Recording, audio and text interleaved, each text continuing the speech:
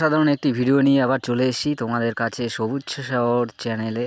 তো বন্ধুরা, তোমরা সবাই কেমন আছো? আশা করি সবাই ভালো আছো। তো তোমরা যারা যারা আমার চ্যানেলে ভিডিও দেখছো তাদেরকে অসংখ্য ধন্যবাদ জানিয়ে শুরু করছি আজকের একটি নতুন ব্লগ। আর আজকে আমরা চলে এসেছি সীমান্তের একদম শেষ প্রান্তের যে গ্রামীণ হাট আছে